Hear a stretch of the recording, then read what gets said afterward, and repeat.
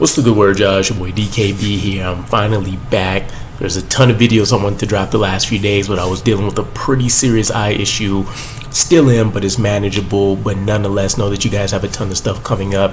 Definitely centered around training camp, some of the top guys, some of the guys at the bottom as well. So there should be some fun stuff on the way. But for today's video, I wanted to discuss this idea that I saw in regards to next year's free agency, and again, kind of this life after Rodgers sentiment that's out there.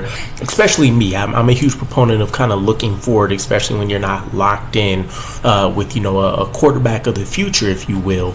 But the idea has been floated out there that the New York Jets could target Dak Prescott as their next quarterback, because we're going to essentially be in QB purgatory again, right? If Aaron Rodgers decides to retire, and I want to touch on this in a minute, then the quarterback room you're looking at now is what I would consider mid to high end backup quarterback in Tyrod Taylor. Put an asterisk next to his name though, because there's injury risk with him, and he really is. I think people slap the label on players too much, but injury prone, right? I think if you are receiving major significant injuries that takes you out, let's just say 4 to 6 games every season, then that label is duly applied. But I would say injury prone, and definitely not, again, a quarterback of the future, being on the other side of 30. Then you take a look at what's behind him, right? Right now we have a third string, let's just call it a practice squad guy in Andrew Peasley, and then we have the unknown in Travis Jordan. And we haven't seen him because the injury, maybe the timeline is taking longer than expected. Who knows, right? Right now, there's not even certainty that we'll see him during training camp, which is something I honestly have been fiending for. But if we don't get it, we don't get it. It's fine. At some point, if he does start off the season on the injured reserve list, then hopefully, I think it's after week 6, I heard some of you tell me, we can get him back into, Jets flight school, and he can at least continue to practice during the season. Maybe he can turn some heads there, but it's an unknown room, or at least one that you don't have a ton of confidence in. And you can make that argument that that's the case right now with how wildly the conversations about Aaron Rodgers fluctuate. Is he washed? Is he still a top 10 guy? It is what it is. So the New York Jets can make a bit of a different trend here, right? We've targeted Brett Favre before. We, just are coming off of targeting Aaron Rodgers, right? We've always had a history, even when you want to take a look at the defensive guys that we've tried to acquire before. But essentially this history of getting guys that have been at the top of their games, or we're getting them on the end of their career, where if they hadn't already started showing areas of decline, then it's definitely coming, right? We haven't really acquired anybody that's went out of the game gracefully, right? It's been a painful experience as New York Jets fans for a lot of these guys that we had high hopes for, just because, they were perennial Pro Bowl players or all pro caliber guys, maybe future Hall of Famers, and, we're getting them on their last legs. Dak Prescott would be a change in that sentiment, right? You're talking about a guy that's coming in the prime of his career, 30 years old right now, or 31, somewhere in that area. I think he actually just turned 30. And you're talking about a guy that, in my opinion, has been one of the best regular season quarterbacks in the NFL year after year after year, right? Going from Tony Romo to Dak Prescott has kind of been an embarrassment of riches for Cowboys fans when it just comes to QB play. Now, the big knock on him obviously is going to be postseason success, but we'll kind of get into all of that. What made me think about this is that I remember there being a press conference, and I don't remember if it's a season-ending one or one that we got during the offseason, but we know Aaron Rodgers' timeline for how long he wants to play has been all over the place, right? It's been, let's take this on a year-by-year basis. Then it was, I feel a little bit more rejuvenated than expected. I can guarantee 2 to 3 years. And then it was actually, if this all breaks even, breaks the right way, I can give the Jets, 4, 5, 6 years maybe until, I'm in that 45, 46-year-old range. And then coming off this injury, who knows how things can change, right? And I think the success of this season will definitely end up being a huge marker, if you will, for how his decision goes. But Robert Saleh, I recall making some comment along the lines of he's looking forward to seeing what the year looks like, and then after that, everything was up in the air, right? And I don't know if he was just kind of trying to ride along with the sentiments of taking everything year by year, even though Aaron Rodgers is definitely contracted for 3 years. But it made me think. I think Robert Saleh is looking for the early exit plan too. He doesn't want to be on the downside with his career wavering in the wind of having a Hall of Fame guy, but him not playing anywhere close to the guy they imagined getting. And now you have this, shell of a human that you're trying to make work with your offense, and it being all too familiar feeling. Nobody's going to come in and play like a Zach Wilson for a long time, hopefully, if ever.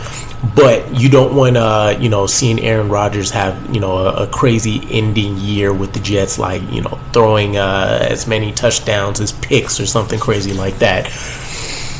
So what does that look like? If we do, throwing it out there, because the two most ideal routes right now are they're going to target somebody in free agency like a Dak Prescott, assuming he gets there, or they're going to try to utilize their first round pick on a quarterback. And if our season works the way we want it to, we're not going to find anybody at pick 32, or even if you want to be a little bit more reasonable and just say we make the playoffs and it's a matter of how deep you go, the late 20s, right? That means we're going to have to package picks. We're going to have to try to go up there. And there's a number of quarterbacks that you can like coming out of this draft. We'll see who actually ends up declaring.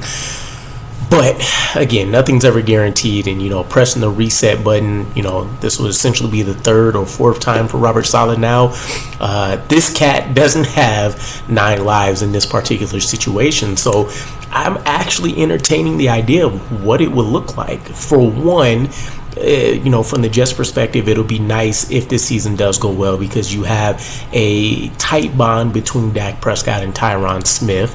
So you have an internal plug there for the New York Jets that can speak to the atmosphere, how things have gone, and especially if Tyron Smith experiences the winning in New York, what this fan base actually looks like for a quarterback that can bring success to the franchise.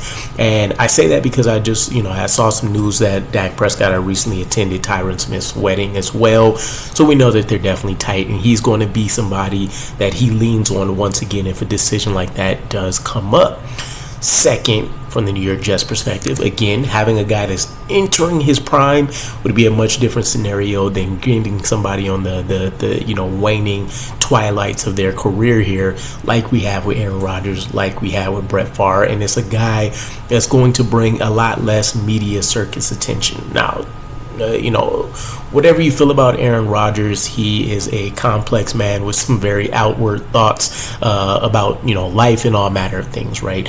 Dak Prescott is essentially the complete opposite, at least from what I've seen on the surface level. So you have the fact that media won't be able to nitpick and do some of these crazy things that we've seen them do with Aaron Rodgers. Huge plus. You have, just in the Cowboys situation in and of themselves, Dak Prescott has to feel a little bit disrespected here. And Cowboys fans, if you're, happen to watch this, please give us some insight into what you think about the situation. But Dak Prescott has earned this contract for a number of years now, in my opinion. And one, you've seen a running back get paid before him. Two, you also have currently on the table Micah Parsons deals and CeeDee Lamb deals that need to get done as well.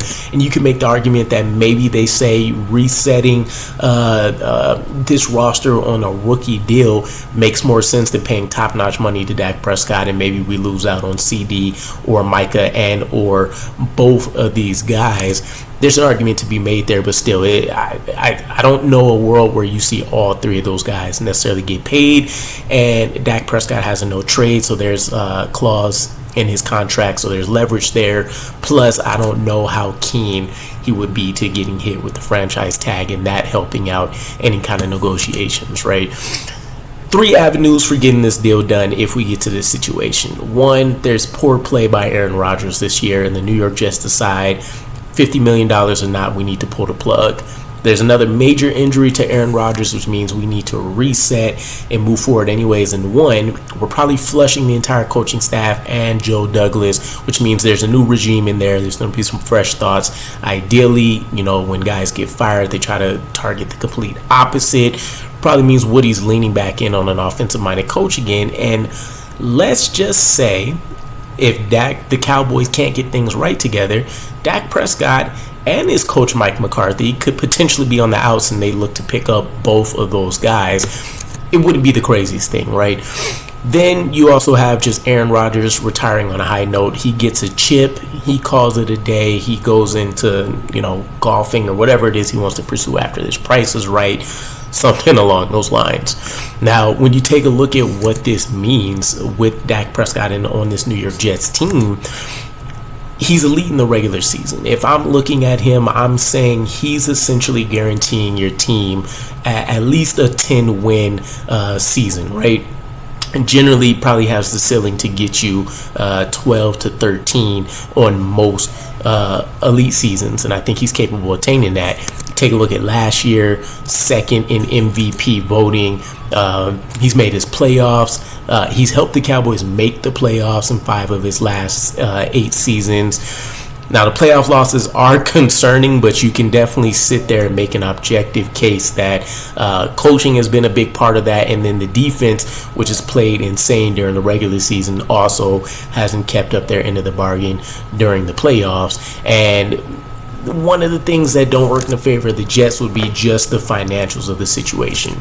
If Aaron Rodgers does get cut, and I believe it applies if he retires as well, and Dak Prescott gets somewhere in that $60 million range a year that's been projected, that's $110 million between Dak Prescott's contract and Rodgers' dead cap hit, and it's going to be extremely hard to try to build a roster around that. Now, again, I don't know if that applies if Aaron Rodgers actually retires. I'm assuming so, but still, something to keep in mind that could be a huge a downfall in getting something like this done. But if you set that aside, on the surface it looks good. You're going to also erase the chance of being able to keep a lot of these key pieces that we have around us, right? So $110 million already gone. You're talking about Sauce's 2021 draft class up for extensions. Sauce is probably going to land the biggest cornerback contract in history. I probably won't even say probably. It's a guaranteed deal, it feels like, minus something monumental happening this season. Garrett Wilson is going to be looking like one of the top tier guys in the league, ideally. Breece Hall already rated just behind Christian McCaffrey as the second best running back in the league, so you know his extension will look crazy. And then you have Jermaine Johnson, who keeps growing by leaps and bounds here, so it just gets worse and worse, right? And we're not even talking about MC2 right now and him potentially resetting the slot cornerback market. There's a number of other things that we need to be concerned with. But I did see, speaking to some of the skill set that we can potentially see from Prescott joining here, Rodgers did highlight that he loved the way Prescott has been playing, and I believe this was for the 2022 season, could have been 2023, but he highlighted the fact that Prescott does do it all as one of those few quarterbacks that can go out on the field as a true game manager. He's calling protection calls, right? He's not just relying on his center or whoever his most veteran offensive lineman is. He can actually go out there, decipher defense, figure out where he needs to make his reads, where his line needs to go and shift to, and he gets it done. Second piece, Rodgers highlighted his snap cadence, and for him to be a guy that does it at an elite level, can get his team free plays essentially every game, and at least probably one every half, right?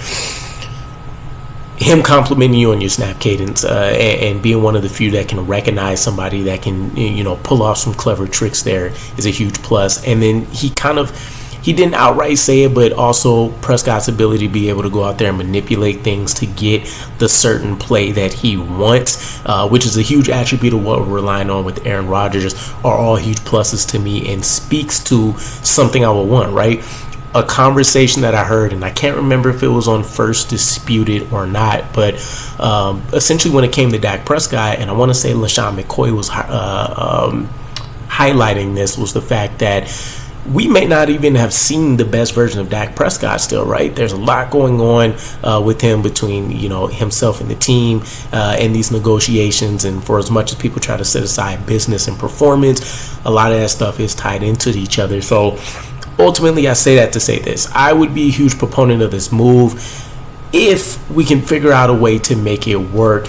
That being said, I don't see a hometown discount or anything like that happening, right? Dak Prescott is going to get the contract he definitely deserves. Also, if it comes at the risk of losing, we already think we can only get at best 2 of our 4 guys from Sauce's draft class. If that hinders us and not even being able to keep 1 or 2 more of those guys, I would say just figure it out, right? Maybe lean into Travis, see what you really have with him, go out there and find a way to move up. It doesn't have to be in the top 10, but if somebody drops for whatever reason this year that the New York Jets feel really, really good about, find a way to just make it a highly competitive environment there, and call it a day. But let me know what you guys think. Just spitballing here. Dak Prescott in a New York Jets uniform for 2025 and beyond. What do you guys think? And I'll catch you again. Peace.